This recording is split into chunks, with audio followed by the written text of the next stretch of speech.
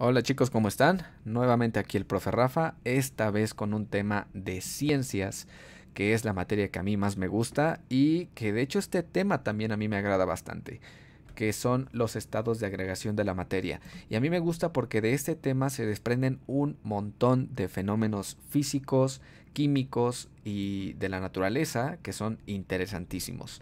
Pero vamos a irlos revisando. Primero, ¿qué es esto? ¿Qué son los estados de agregación de la materia? Pues básicamente es la forma en que nos encontramos a la materia que está a nuestro alrededor. Dígase todos los objetos, todo con lo que podemos interactuar en este mundo, todo lo que esté hecho de materia, debe de tener algún tipo de forma, ¿ok? Principalmente alguna de estas tres: sólido, líquido o gaseoso. Hay una más que no la vamos a ver tanto aquí, sí se las voy a mencionar al final, pero no la voy a explicar porque es un poquito más compleja. Pero al final te digo de qué se trata, ¿sale? Lo que tienes que saber por ahora es que las tres principales o los tres principales estados de agregación de la materia son los sólidos, los líquidos y los gases. No los que estás pensando, pero sí, los gases.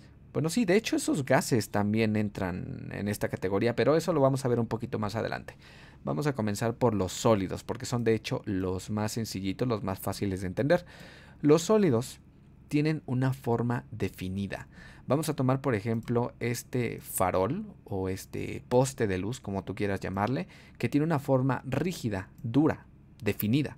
Para darle esta forma se tuvo que haber trabajado el metal del que está hecho, o bien podría estar hecho de plástico, o bien podría estar hecho de madera, pero al final es una forma sólida, definida. Para poder cambiar la forma de este objeto yo tendría que golpearlo con un objeto más duro e imprimirle una fuerza importante. De otra forma no se va a deformar porque su forma ya está dada, ¿ok? Si por ejemplo vemos este ladrillo, tiene una forma rectangular. Entonces, para que este ladrillo tuviera una forma rectangular, se tuvo que haber trabajado los materiales de los que está hecho el ladrillo. De otra forma, esto sería tierra. Porque más de uno va a estar pensando, sí, bueno, la tierra será sólida también, sí, también lo es. Y no es muy dura que digamos, no, no lo es. Los sólidos son duros, sí, pero tienen cierto nivel de resistencia. No podemos comparar, por ejemplo, la resistencia de este farol de metal con este ladrillo, que si yo golpeara el ladrillo con el farol, pues lo voy a terminar partiendo a la mitad. Si yo golpeara una madera con este ladrillo, pues el ladrillo también se va a partir, ¿ok? Los sólidos, a pesar de ser duros, pues tienen cierta resistencia. Cada cual tiene su propia resistencia. Los huesos humanos, por ejemplo, también tienen resistencia al ser sólidos. Los músculos humanos también tienen resistencia al ser sólidos. Y cuando sufres algún accidente o te cortas, por ejemplo, con algún metal, pues el metal claramente era más duro que tu piel, más duro que tu músculo y es más resistente que tu hueso. Por eso puede llegar a romperte un hueso que te golpees con una cosa como esta si te cae en la cabeza. Entonces hay que tener cuidado. Pero bueno, siguiente propiedad o característica de los sólidos es que pueden ser medidos con unidades de longitud. Yo puedo saber cuánto mide esto de alto. Yo puedo decir que a lo mejor mide 2,5 metros de alto. Esto es importante porque esa propiedad no existe ni en los líquidos ni en los gases, pero ahorita lo vamos a ver. Y por último, se pueden romper o fragmentar. Tengo aquí una viga de acero, que son las que se utilizan para la construcción. Y esta viga de acero dirás, no, es irrompible. No, no lo es. Se puede romper o se puede fragmentar. Y algunos sólidos tienen la propiedad de que pueden volver a unirse. Por ejemplo, la plastilina. Épale, me anda sonando ahí el Facebook. La plastilina se puede volver a unir y es un sólido. Sin embargo, esa es otra propiedad que tienen algunos sólidos plastosos, como es la plastilina. Al final vamos a ver otro que es muy interesante. Pero bueno, esto es básicamente lo principal, porque los sólidos tienen muchas otras propiedades muy interesantes que pues no podemos ver ahorita porque de por sí los videos duran mucho y me tomaría aquí 2 horas. Vamos rápidamente con los líquidos. Los líquidos fluyen y se adaptan al recipiente que los contiene. ¿Te acuerdas que te platiqué de este poste? Bueno, pues este poste yo no lo puedo meter en una botella. ¿Estás de acuerdo? Porque es un sólido. Sin embargo, el agua lo puedo meter en este vaso. ¿Y qué forma va a tener el agua? Pues la forma del recipiente en donde yo lo haya metido. En este caso el vaso pues es un cilindro, ¿ok? y va a tener forma pues de cilindro. ¿Qué forma tiene mi agua aquí? Pues tiene forma de vaso. ¿Qué forma tiene mi agua aquí? Pues tiene forma de garrafón, ¿ok? Esa es una propiedad de los líquidos. Un sólido difícilmente se adapta al recipiente que lo rodea, aunque puede llegar a hacerlo, por ejemplo, si consideramos la arena. La arena tú la puedes meter también en un bote de estos, lo puedes meter en un garrafón y tomaría la forma del garrafón. Sí, lo que pasa con la arena es que si la vemos muy de cerquita, cada granito de arena es un sólido por separado, ¿ok? Y ese sólido por separado no va a cambiar de forma, es un granito pequeñito, ¿sale? Mientras con el agua no tenemos esa propiedad. El agua es un fluido, ¿sale? Los líquidos son fluidos. Cuando tú ves, por ejemplo, eh, la cajeta, la cajeta, por muy dura que se vea, es un fluido porque fluye, ¿ok? Dirán, ay, sí, pues sí, profe. Pues sí, esa es una propiedad muy, pues propia, valga la redundancia, de los líquidos. Que si tú pusieras, por ejemplo, cajeta en una tabla e inclinaras la tabla, pues la cajeta va a caer poco a poco porque tienen una viscosidad, ¿ok? La viscosidad es eso, es esa resistencia que tiene el líquido para fluir y para ser atravesados, ¿ok? Tenemos, por ejemplo, aquí este bicharraco que está parado como en una, pues es una charca de agua, o sea, es la tensión superficial de cualquier líquido en donde este bichillo de aquí pesa tan poquito que su peso no es suficiente para romper la tensión del agua. Pero si te das cuenta, por ejemplo, aquí vemos que sus patitas como que se hunden, pero nada más no se termina de hundir el bicharraco este, como que está por encimita. Bueno, pues si tú te paras en el agua, tu peso es tan grande que sí rompe la tensión superficial del agua. Entonces tú te hundes, pero este bicho es tan pequeñito y tan ligero que no alcanza a romper esa tensión superficial. ¿Qué pasa si yo coloco una moneda en el agua? Pues se va a hundir. Pero ¿qué pasa si coloco esa misma moneda en miel? La miel es tan viscosa y tiene tanta resistencia a ser atravesada que tal vez la moneda se va a quedar algunos segundos sobre la miel sin hundirse por la tensión superficial. Luego, si pongo esa misma moneda en cajeta, probablemente la moneda ni siquiera se hunda, se quede por encima. ¿Eso significa que la cajeta es sólida? No, la cajeta es un líquido. Simplemente tiene una alta viscosidad y una alta resistencia a ser atravesada. El agua que tomamos común y corriente de todos los días, pues no tiene tanta resistencia. Tiene una tensión superficial muy leve. A lo mejor donde tú vas a un parque y ves un estanque y ves las hojas flotando sobre el agua, dirás, ¿por qué no se hunden? Pues porque están sobre la tensión superficial del agua. Las hojas no pesan lo suficiente para hacer que se rompa esa tensión y que pues se hunda el objeto. Luego, nos falta una propiedad. Ya vimos que son fluidos, que los líquidos fluyen, que tienen viscosidad y resistencia a ser atravesados, pero que además pueden ser mezclados y son solventes. Vamos con lo primero. Pueden ser mezclados, eso es muy fácil. Tú puedes mezclar agua de limón y agua de naranja y entonces pues obtienes una mezcla, ya está. Como estás mezclando dos líquidos, pues son muy fáciles de unirse. Aunque también hay algunos líquidos que tienen resistencia a ser solventes, por ejemplo el aceite. El aceite no es tan fácil que se mezcle con el agua, pero el aceite sí se puede mezclar con otras cosas, con otros aceites, por ejemplo.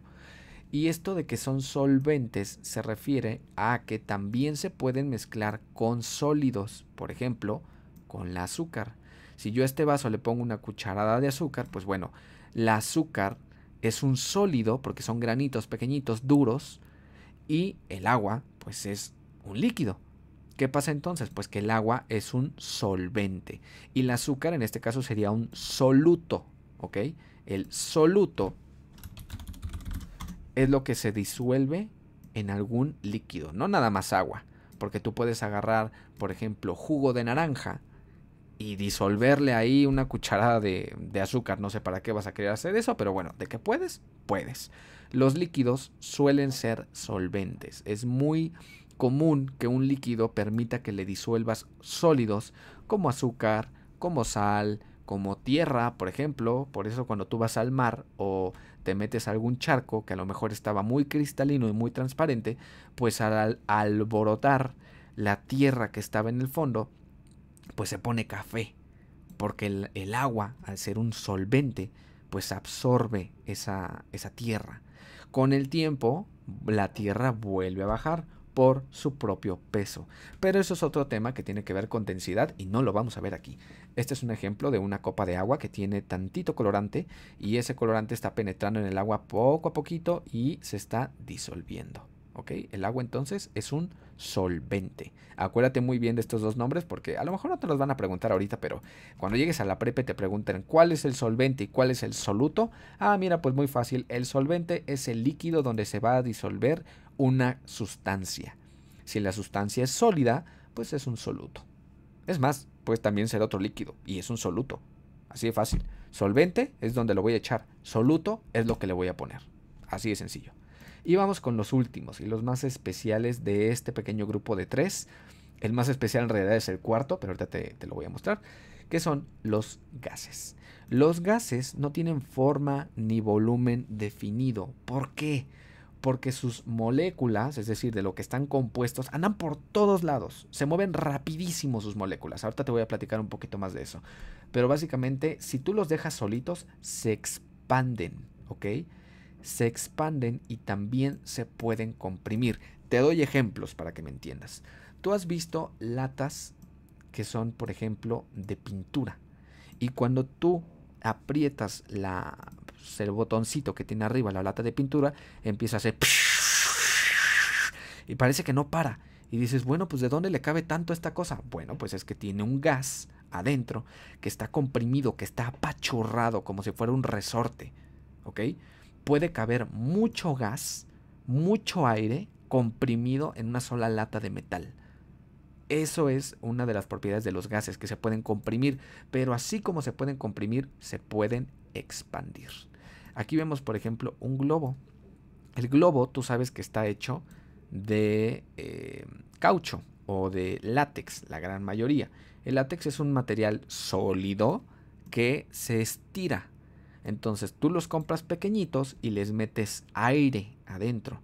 ¿Qué pasa? Pues que el gas que le acabas de meter, ya sea el aire de tus pulmones o un gas que se llama helio, que seguramente lo has escuchado porque es un gas que permite que los globos floten, pues toma la forma del globo, toma una forma redonda. Si tú ponchas el globo, pues el gas va a volar por todos lados, se va a expandir.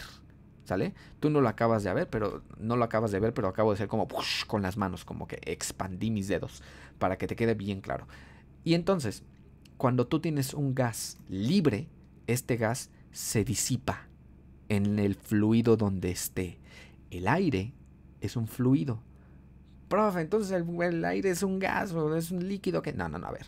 Los gases también fluyen, ¿sale?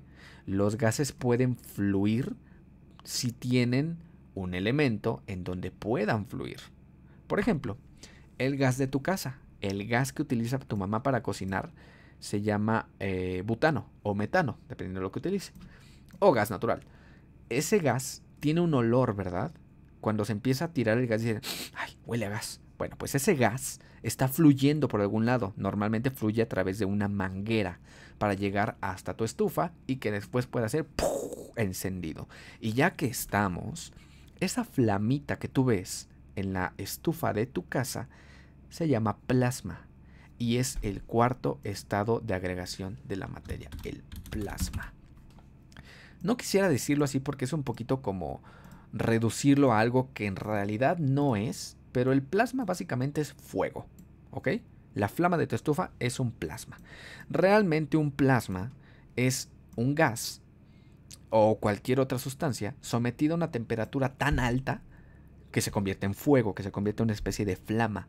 Pero también un plasma puede ser un gas expuesto a una corriente eléctrica. ¿Dónde vemos esto? ¿Has visto estos negocios, por ejemplo, de pizza, que tienen unas letras como con unos foquitos que tienen las letras pizza y que están iluminados? Se les llama neón. Seguramente los has visto, luces de neón. Si no, ponlo en Google, luces de neón. Y esas luces de neón tienen un gas adentro que está electrificado, tiene una pequeña corriente eléctrica. Esa corriente eléctrica enciende el gas y lo convierte en plasma. No lo vamos a ver aquí porque es mucho más complejo, pero bueno, última propiedad de los gases, muy sencilla porque claramente tienen más, y es que son medidos en volumen. Cuando tú compras un tanque de gas te lo dan en litros y esa es la capacidad que tiene el volumen del gas para poderse expandir sin reventar el tanque de gas. Porque tú dirás, ah, bueno, como los gases se pueden expandir, le puedo meter ahí 50 litros de gas a mi tanque. No, porque explota. Porque los gases cuando se expanden quieren pues destruir todo lo que tienen a su paso y si el objeto que los retiene no es lo suficientemente resistente, va a tronar. ¿Sale? Entonces, eso es lo que pasa, por ejemplo, cuando inflas de más un globo. Le metiste tanto gas o tanto aire de tus pulmones que el pobrecito globo ya no aguantó. El látex tiene, ¿te acuerdas? Propiedades de los sólidos, cierta resistencia, cierto nivel de resistencia. No son infinitos, no son extremadamente duros. Y dirás, bueno, pues ¿por qué no hacen un globo entonces hecho de acero? Sí hay, se llaman Zeppelins. Y esos Zeppelins son unas naves gigantescas donde se pueden meter personas y que están rellenos de un gas que les permiten flotar. Pero esa es otra historia para otro video. En fin, ya que vimos cómo son estos tres, déjame decirte que hay sustancias que pueden pasar por estos tres estados, que pueden ser sólidos, pueden ser líquidos y pueden ser gaseosos. Y seguramente ya te estás imaginando que estamos hablando del agua. No nada más del agua, hay muchas otras sustancias que pueden pasar por este estado de agregación. Si tú bajas la temperatura de un líquido, se va a convertir en un sólido, se va a congelar, se va a convertir en un hielo. Y tú sabes que el hielo es duro, es sólido. Podrías hacer una casa de hielo, un iglú, por ejemplo. Son casitas hechas de hielo. Bueno, pues el hielo debe de tener cierta temperatura para mantenerse en estado sólido. Cuando bajas la temperatura de un hielo, se convierte en líquido, se derrite. Y si sigues aumentando la temperatura de este líquido, se va a convertir en un gas, se va a evaporar. Y eso es lo que pasa, por ejemplo, cuando tu mamá hace de cocinar y pone a hervir agua. Este vapor no deja de ser agua, simplemente cambió de estado de agregación. Ahora está en modo gas. Luego, ¿qué pasa?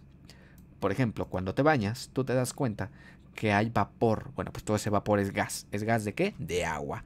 Cuando ese vapor sube al techo de tu baño, de pronto empiezan a caer unas pequeñas gotitas. Y es porque bajó la temperatura lo suficiente para que el gas no se pueda mantener, se condense, es decir, que se vuelva a convertir en agua y caiga. A eso se le llama el ciclo del agua cuando hablamos, por ejemplo, de la lluvia. Pero eso es tema para otro video. Un montón de videos que tengo que explicarte. Ojalá regresando a clases presenciales tengamos la oportunidad de que te explique todo esto en persona porque así es mejor. Pero básicamente esos son los tres estados de agregación de la materia: sólido, líquido, gaseoso. Hay objetos que no pueden pasar de un estado a otro, por ejemplo un ladrillo. Por más que tú le pongas ahí un encendedor y lo tengas aumentando la temperatura, nunca se va a convertir en líquido, nunca se va a derretir y nunca se va a convertir en un gas. Sin embargo, hay muchas otras sustancias que sí. Te sorprendería cuáles sustancias son capaces de derretirse y cuáles sustancias son capaces de convertirse en un gas. Por ejemplo, nuestra amiga, la viga de acero, es capaz de convertirse en un líquido si aumentamos lo suficiente su temperatura. De hecho, así es como se hacen las vigas de acero. El acero se derrite, lo elevan a unas temperaturas gigantescas, estamos hablando de miles de grados para que esto se convierta en un líquido, lo meten en un molde y lo dejan que se enfríe. Porque claro, se convirtió en un líquido, pero es un líquido extremadamente caliente, que si lo llegas a tocar, te deshace la piel, el músculo y el hueso, pero en un segundo. La gente que trabaja el acero, pues es muy cuidadosa y tiene el equipo de seguridad y tiene todo en una fábrica para hacer estas vigas de acero. Pero por duras que tú las veas, esto se puede convertir en un líquido si lo calientas lo suficiente. Y bueno, eso es todo por esta ocasión. Espero que te hayan quedado claros los tres estados básicos de agregación de la materia y ya de paso el plasma, ya que lo empezamos más o menos a ver. En otro video te lo estaré explicando mejor y nos vemos hasta entonces. Cuídate mucho y que estés muy bien. Bye.